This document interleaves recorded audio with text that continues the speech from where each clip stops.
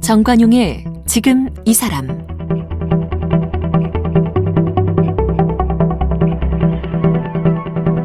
여러분 안녕하십니까? 정관용입니다. 여성 영화인 모임 창립 20주년을 맞아서 마련한 여성 영화인을 만나다. 오늘 만나볼 분은요, 올해 서울국제여성영화제에서 박남옥상을 받은 임선혜 감독입니다.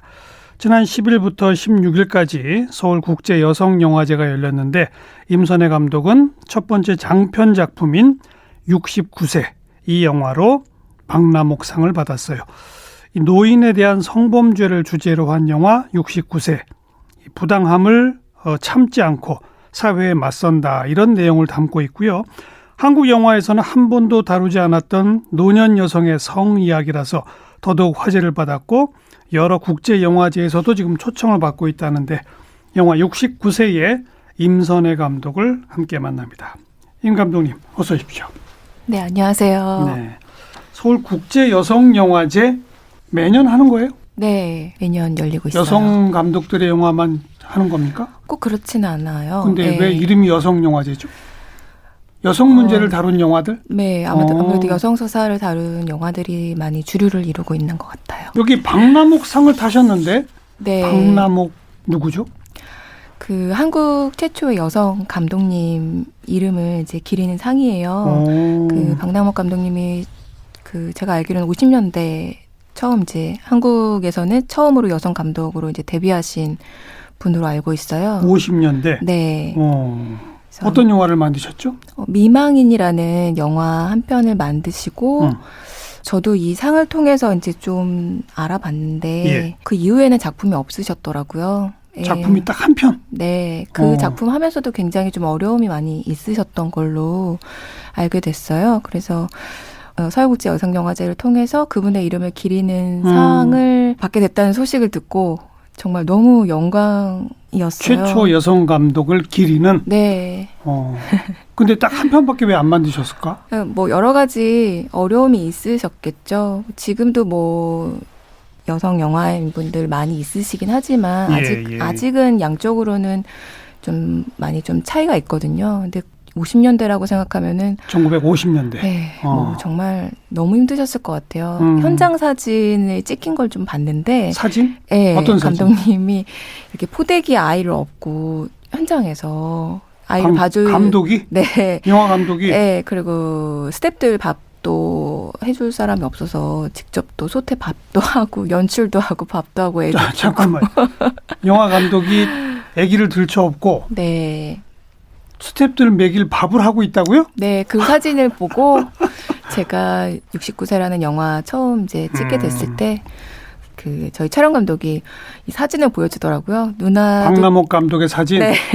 누나도 지금 이런 처지 아니야? 이러면서 절대 그렇지 않죠. 지금은 너무 더 좋은 시절인데 스태프들 밥 했어요 혹시? 제가 직접 밥은 하진 않고요. 여러 가지 예산을 모으느라 고생은 했죠. 제작비 네. 조달이 쉽지 않았죠? 그렇죠. 아무래도 이게 상업투자 자본으로 이렇게 찍은 영화가 아니다 보니까 뭐 정부나 지역의 영상위원회에서 이제 시나리오나 뭐 공공자금 같은 거죠. 네, 피칭이나 뭐 기획안 발표 이런 걸 해서 그렇게 제작비를 모았어요. 네. 보니까 장편 영화 우리 많이 알고 있는 화차, 네. 사바하, 네. 뭐 남한산성, 네. 이런 유명 영화들의 스토리보드 작가로 오랫동안 활동해 오셨네요. 네, 제가 영화의 입문이라고 하면 2000년도부터 20년 전. 그잖아요. 그러네요. 네. 왜 새삼스러우세요?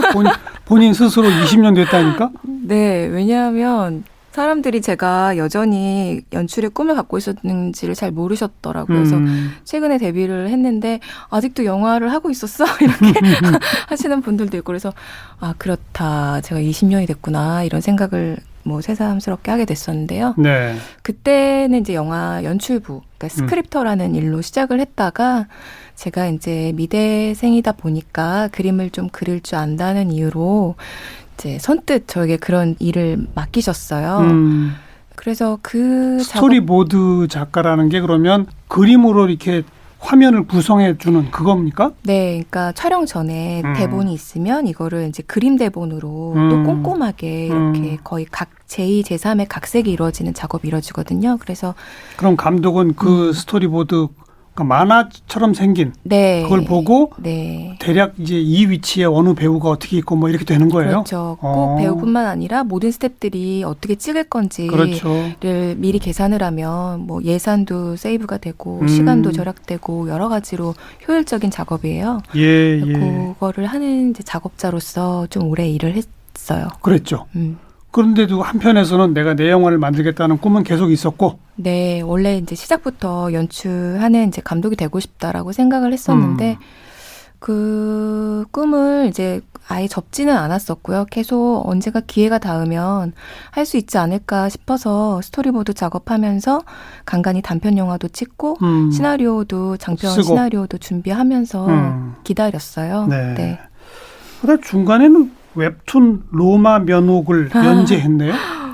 네. 웹툰 작가도 하신 적 있어요? 그러니까? 그게 제가 이제 결혼하고 아이를 갖게 되면서 이제 소위 이제 경력 단절이 되나 보다라는 생각을 하면서 영화 감독으로서의 꿈을 이제 접어야 되는 건가? 스스로 좀 저의 꿈을 이렇게 깎아서 이렇게 생각을 하다가 그럼 웹툰이나 뭔가 시나리오 작가를 해야 되나? 이렇게 생각을 하면서 섣불리 이제 웹툰은 만만하게 생각하고 시작했다가 아유 이게 정말 더 어려운 작업이라는 걸 또 새삼 깨닫고 스토리보드 이런 거와는 완전히 다르다? 그럼요. 그것도 어쨌든 창작이니까. 창작이고 그죠. 그거를 또 영화는 아주 전문적인 스태프들을 도움을 받아서 하는 건데 웹툰은 그 작가가 그림도 그리고 글도 쓰면서 어떤 세계를 만드는 거라 예. 되게 웹툰 작가님들 엄청 존경하게 됐어요. 그 작업 한 번 하고 나서 이제 화들짝 놀라고 그냥 원래 하던 거나 열심히 잘하자. 웹툰보다 영화가 낫다. 저는 이런 말 가끔 하는데 감독이 더 쉬운 것 같아요. 이번에 첫 작품이잖아요. 근데 네. 장편으로. 뭐 근데 상도 많이 타시고 해외 영화제에서도 초청 많이 받고 있죠. 네, 뭐 그렇게 뭐 굵직한 영화제는 아니더라도 계속 여러 나라에서 관심을 보여주고 계시더라고요. 네. 소재 자체가 69세 여성 노인이시죠. 그분을 젊은 남자가 성폭행, 뭐 한마디로 강간, 네. 그죠? 네. 어떻게 이런 소재 영화를 만들 생각을 하셨어요? 사실 제가 이제 성폭력 관련된 여러 가지 기사나 뭐 이런 것들 많이 접하면서 이렇게 은연중에 성폭력 피해자들이 꼭 뭐 어떤 뭐 여성적인 매력이 있는 사람에게만 당하는 건 결코 아닌데 가끔은 그런 어떤 불편한 발언들을 하는 경우들을 많이 봤어요. 어떤 발언이요? 그러니까 뭐 젊은 여성이 피해를 입어도 그렇게 가해하는 혐오 발언들을 많이 봤거든요. 그러니까 뭐 외모가 이런데 어떻게 그럴 수가 있냐. 그러니까 가해자를 조롱하듯이 얘기하지만 그러니까 좀 사실은 노골적으로 표현해서 네. 아니 당신처럼 생긴 사람을 누가 강간한단 말이야. 네, 뭐 이런 네. 거? 네. 아이고. 그런데 거기에 노인 여성은 더더욱 그렇겠죠. 하나의 프레임이 더 있어요. 그 성폭행을 당했다라는 그 팩트 자체도 믿지 못하는 프레임을 하나 더 뭐 나이 같은 이유로 뭐 치매 아니냐. 뭐 어떻게 그럴 리는 없다. 그러니까 설마 저 젊은 남자가 저 노인네한테 이렇게 생각하는 거죠? 네. 저도 기사로 접했는데 그 화성 연쇄살인범이 최초로 가해했던 여성이 노인으로 알고 있거든요. 그러니까 이거는 성폭력이라는 것도 결국 저는 폭력이라고 생각해요. 당연하죠. 네. 그런데 거기에 가장 잔인한 폭력 중에 하나죠. 네. 그래서 그런 걸 저도 이제 익히 알고는 있었지만 왜 그동안에 그 영화나 드라마 뭐 아무튼 한 번도 소재가 된 적 없는 것 같아요. 네, 그래서 이번 기회에 그러니까 창작자로서는 남이 하지 않은 이야기에 맞아요. 관심을 갖는 것처럼 어쨌든 성폭력 범죄의 사각지대에 있었던 노인 여성의 피해 사례를 한 번 정도는 이제 좀 운을 떼봐야 되지 않을까? 그래서 좀 용기를 내고 싶었고 제가 어쩌면 저도 한국에서 여성으로 살아오면서 이거는 노인 여성이라고 해서 제가 멀리 있는 이야기가 아니라 그렇죠. 저도 어떻게 보면 예비 피해자가 될 수 있는 예. 일이어서 가장 자신 있게 잘할 수 있는 이야기가 될 수 있겠다. 그래서 자신감을 좀 갖고 시작을 하게 됐어요. 언제부터 준비하기 시작한 거예요? 본격적인 거는 2016년인 것 같아요. 본격적이 전에는요? 전에 이제 2013년도에 이 노인 그 여성의 피해 사례를 인용한 칼럼을 봤는데 7년 전이네요. 네. 오. 근데 사실 되게 웃긴 게 이제 이 이야기가 저는 되게 희소 가치가 있는 이야기라고 생각을 해서 내가 이걸 준비하는 동안 누가 만들면 어떡하지? 이런 생각도 했었거든요. 근데 그 사이에 아무도 안 만들죠. 네, 그렇더라고요. 근데 네. 저는 최근에 어떤 기사에서 우리나라 기사가 아니라 외국 어느 나라였는지 가물가물한데 84세 노인을 성폭행한 뭐 어떤 이런 일도 막 나와요. 네. 그러니까 전 세계적으로 맞아요. 이런 일이 드문 일이 아니라는 거 아니에요? 네. 그 가해자들이 대부분 이제 그들은 약자이고 섣불리 신고를 하지 않을 거다. 믿어주지 않을 거다라는 그 약점을 이용한다는 거거든요. 예. 그래서 저 역시 그 칼럼에서 그 내용을 보고 좀 충격을 받았기 때문에 노인뿐만 아니라 그래서 이제 장애인 경우에도 맞아요. 피해 여성들이 되게 많다고 해요. 장애인 여성에 대한 저항하지 못하니까. 집단 성폭행 피해는 또 여러 차례 기사화된 적이 있습니다. 네. 결국은 우리 사회에 소외되고 약자인 사람을 타깃으로 삼는다는 거는 같은 맥락에서 보면 노인 여성이 그 타깃 중에 하나였던 그러니까 거죠. 2013년 그런 칼럼을 보시고 일부러 좀 연구를 하신 거예요? 실제로 이런 노인 여성 피해가 어느 정도 있는지? 뭐 네. 자료가 좀 있던가요, 근데? 개별적인 사건들을 이렇게 기사로 접한 거는 있지만 예. 그렇다고 해서 제가 그 어떤 전체 이야기를 다 알 수는 없고 예. 다만 이제 그런 현상들을 보면서 이제 비평글이나 활동가분의 어떤 글들이나 이런 것들을 좀 봤어요. 그러면서 이게 꼭 국내뿐만 아니라 국외에서도 많이 벌어지고 있는 일이고 여전히 이제 신고율은 낮지만 그렇죠. 이미 인지는 하고 있는 단계였더라고요. 근데 이거를 수면 위로 좀 올려서 공론화하고 이게 아주 당연하게 벌어지고 있는 일인데도 왜 쉬쉬할까. 그래서 그런 생각 좀 문제의식을 좀 가졌던 것 같아요. 저도. 네. 이런 게 당연시되고 쉬쉬하고 하라는 얘기는 피해가 반복될 우려가 크다는 거 아닙니까? 그렇죠. 그죠? 이게 결국에는 이 뭐 영화가 뭐 세상을 뭐 바꿀 만큼 큰 어떤 작용을 할진 모르겠지만 적어도 이런 사례들이 있고 우리 문제의식을 가져야 된다라는 이렇게 좀 계속 발화되고 나온다면 숨은 가해자들이 전 두려움을 갖지 않을까라는 생각을 그렇죠. 해요. 이렇게 하면 이렇게 신고도 할 수 있고 적발될 수도 있다. 네, 처벌당할 수도 있다. 네, 그리고 숨은 피해자들 역시 용기를 내서 신고를 할 수 있다라는 거. 그런 게 굉장히 중요한 것 같아요. 어떤 모든 일에서. 네. 69세라는 제목. 그러니까 바로 이 피해자가 69세인 거죠. 네. 특별히 69세를 딱 짚은 이유가 있나요? 역시나 저의 이제 선입견에서 시작된 건데요. 중년과 노인의 경계선에 있는 나이면 어떨까라고 생각을 했었어요. 그래서 그게 이제 70대보다는 70대 가기 직전에 69세 정도 되지 않을까 해서 이제 한 건데 네. 사실 뭐 주변에 제 60대신 뭐 엄마도 그렇고 또 연기를 해주신 예수정 선생님도 60대이신데 예수정 씨가 아직 69세는 안 됐죠. 네, 60세. 조금 네. 제가 알기로는 55년생이신 그렇죠. 걸로 알고 있는데 네, 저희 엄마가 56년생이시거든요. 근데 그냥 중년의 부인 같으시고 여전히 되게 정신적으로나 뭐 외형적으로 건강하셔서 저의 선입견이었구나. 네. 이 영화 발상을 딱 떠올리면서부터 예수정 배우를 염두에 두었어요? 네, 뿐만이 아니라 이 영화가 상업자본으로 찍힐 영화는 아니라고 이제 스스로 결정했다기보다는 60대 여자 주인공을 누가 보러 오냐, 뭐 투자가 어렵다, 젊은 조력자로서 60대 여자 주인공뿐 아니라 그 여자 주인공이 또 성폭행을 당하는 네. 뭐 이런 얘기를 누가 뭐 돈 내고 보러 오겠어? 뭐 이런 걱정이 있죠, 솔직히. 있죠. 그리고 이제 상업 영화를 주로 해오셨던 그 연배 배우님들이 쉽게 선택할 수 있을까? 막 이런 저 혼자 그냥 예. 많은 고민을 했었는데 독립영화로 갈 수밖에 없는 상황이 딱 왔을 때 그냥 어쩐지 저도 모르게 예수정 배우님의 그동안의 행보를 쭉 보면 아 이분은 작품이 좋으면 그러니까 시나리오가 좋으면 그래도 다른 걸 재지 않고 예, 뭔가 예. 이렇게 하실 것 같은 뭔가 저의 희망이 있었어요. 그러니까 뭔가 그런 기대. 그래서 그냥 겁없이 이렇게 시나리오를 전달드렸었는데 그랬더니 뭐라고 그러세요? 딱 읽어보고. 오랜 시간이 지나지 않고 연락이 오셨어요. 어. 그래서 이제 피디님 통해서 이제 소속사 통해서 이렇게 연락이 왔을 때 일단 69세라는 제목까지 달린 이 이야기를 쓴 감독이 누군지 궁금하고 왜 젊은 사람이 썼을 테니까. 그리고 어쨌든 내용을 보자니 어쨌든 노인 성폭행을 소재로 한 영화인데 그 안에 이제 다른 이야기도 충분히 담겨 있는데 감독이 이 영화를 어떤 방향으로 가고 싶어 하는지가 궁금해 하신다. 근데 저는 그 질문 자체가 굉장히 좋았어요. 애정을 갖고 있는 거죠. 네.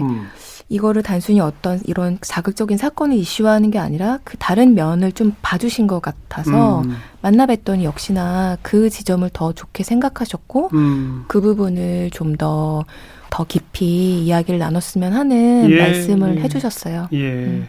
그리고 흔쾌히 내가 하겠다. 네. 시나리오가 조금 수정이 되면 일단 충분히 할 수 있다. 예, 그래서 예. 저도 많이 열려 있고 그 예수정 배우가 이제 자기 나이 또래의 이야기니까 아마 시나리오 수정에는 큰 도움이 줬겠네요.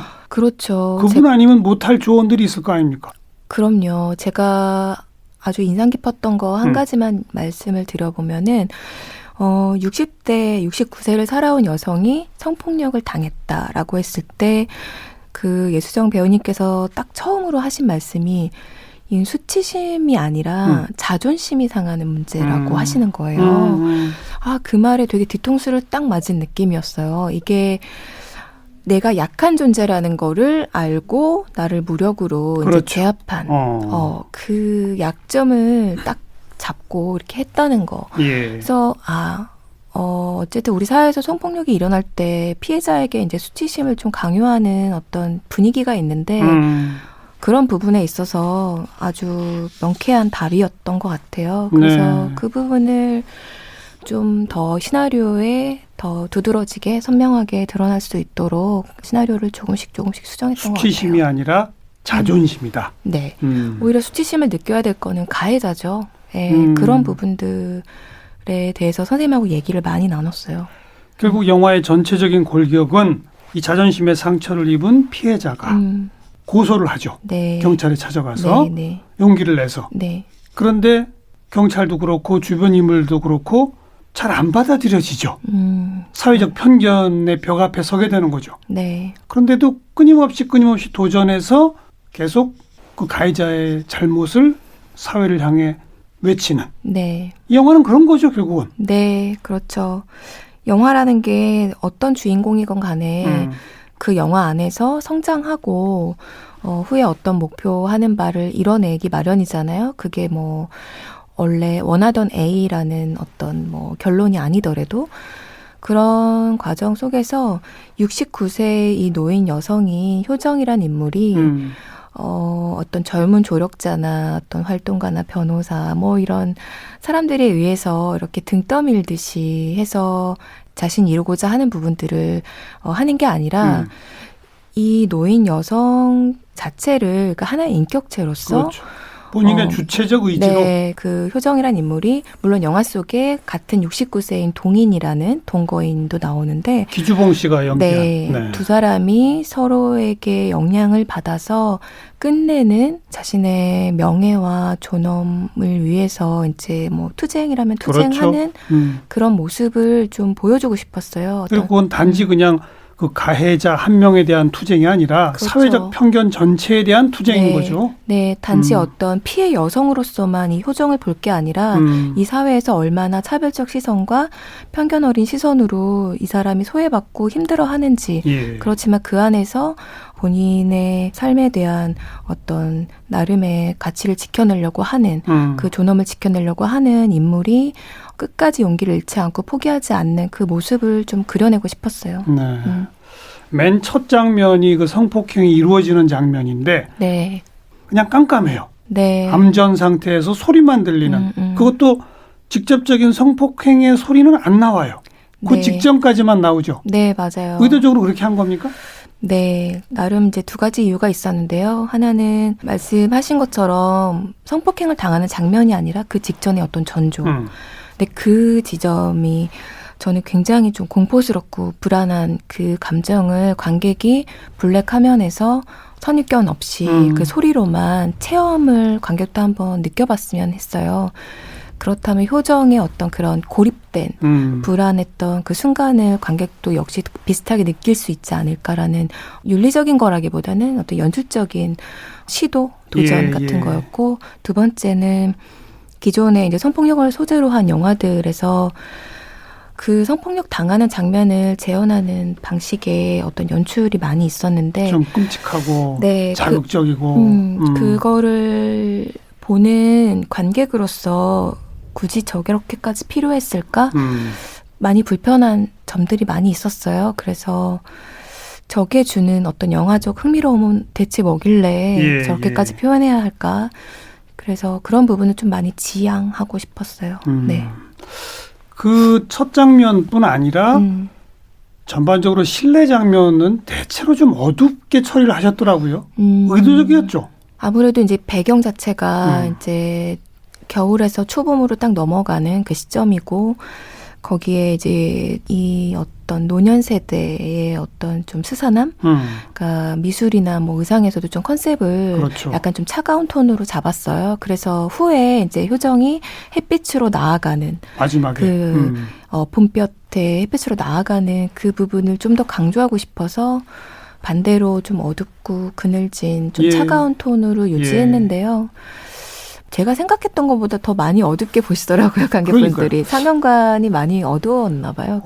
어두운 장면이 좀 너무 오래 지속되니까 보면서 약간 좀 답답하고 어렵다 이런 생각이 좀 들었었거든요. 근데 마지막에 계단을 올라서 밝은 쪽으로 나가는 걸 보면서 아, 이게 감독의 의도였구나 라는 걸 느꼈어요. 네, 그렇게 봐주시면.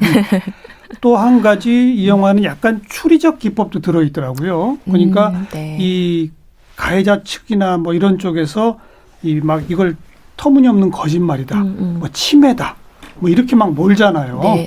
그리고 뭐 본인은 원래 이 피해자와 원래부터 친하던 사이다, 잘 알고 있다, 동의에 의한 성관계였다, 뭐 이런 식으로 침해로 몰잖아요.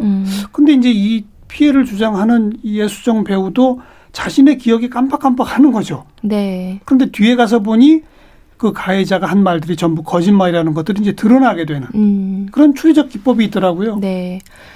그 점도 이제 두 가지 이유를 생각해 봤어요. 그러니까 영화를 보는 어떤 미스터리 그런 기법을 좀 쓰고 싶기도 했었지만 그게 이제 주된 목표라기보다는 저는 이게 노인 여성이기 때문에 이제 치매라는 부분들을 제가 꼭 끌어왔다기보다는 젊은 여성이어도 그 아주 힘들었던 그 순간을 계속 재생해서 자신이 기억을 해낸다는 것 자체가 굉장히 고통이라고 생각해요. 고통이고 어려운 일이죠. 네, 그리고 사람의 기억이란 게 정말 아주 완벽하지가 않잖아요.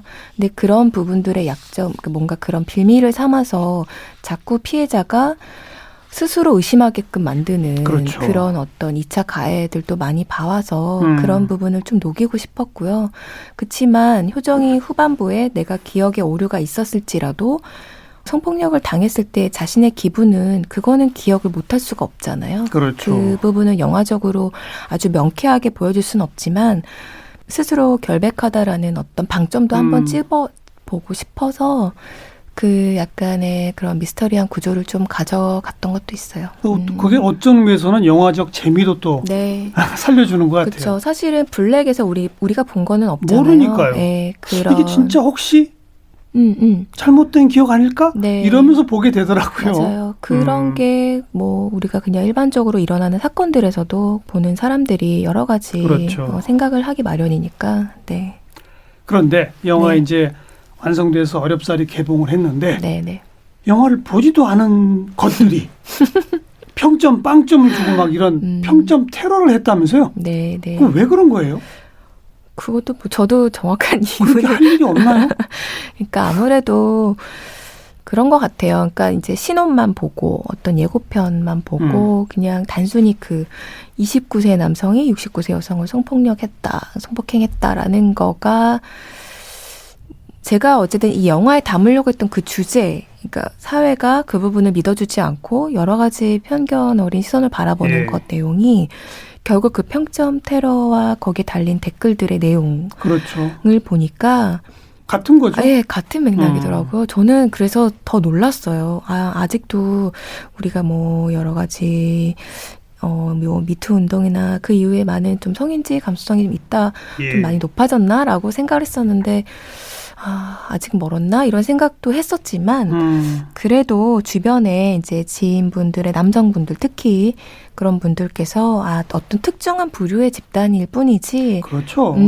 그래서 오히려 그분들이 저를 위로해 주시더라고요. 그러니까 같은 남성이지만 되게 그렇죠. 말이 안 된다 이거는. 네, 그래서 좀 위안이 됐어요. 그런 말씀들이. 다음 작품도 혹시 준비 중입니까? 네, 준비는 늘 하고 있지만, 네, 시나리오. 그래도 69세로 이 평단의 호평을 받고 네. 국제적인 미상도 좀 어느 정도 있으니까 다음부터는 그래도 좀 제작비 마련이 조금 더 쉬워지지 않을까요? 아니, 뭐 그거는 그냥 결국 또 책이 좋아야 될 것 같고요. 시나리오 써놓은 거 있으세요? 네, 써놓은 것도 있고 이제 써놨던 거를 계속 고치고도 있는데요. 그건 소재가 뭡니까? 그것도 역시 이제 사회에서 뭐 아주 다른 이유로 좀 소외된 실격당한 어떤 두 여성이 서로 좀 불편한 동거를 하게 되면서 서로의 이제 스스로의 어떤 욕망, 존엄, 뭐 이런 것들을 좀 깨달아가는 두 여인이 서로에게 위안이 되면서 네, 그러면 좋겠어요. 아직 뭐 구체적으로 이야기를 말하겠으면 그렇지만 계속 그 여성 문제 큰 틀에서는 여성 문제 그런 주제는 계속 이어지는군요. 이게 꼭 여성이라는 카테고리는 좀 아닌 것 같고요. 예. 사실 이제 다른 시나리오 쓴 것도 다른 보면 남성의 서사도 있거든요. 근데 어쨌든 좀 저는 어떤 하나의 개인의 인물을 좀 깊이 탐구하는 그런 이야기를 좋아하는 것 같아요. 그러니까 어떤 커다란 사건이 일어나는 게다기보다는 그래서 그 인물 중심의 이야기들을 풀어가고 알겠습니다. 싶은 것 같아요. 네. 69세 여전히 많은 분들의 관심 성원 부탁드리고 차기작도 조속히 좀 볼 수 있게 되기를 기대하겠습니다. 오늘 나와주셔서 고맙습니다. 네, 고맙습니다. 영화 69세의 임선애 감독이었습니다.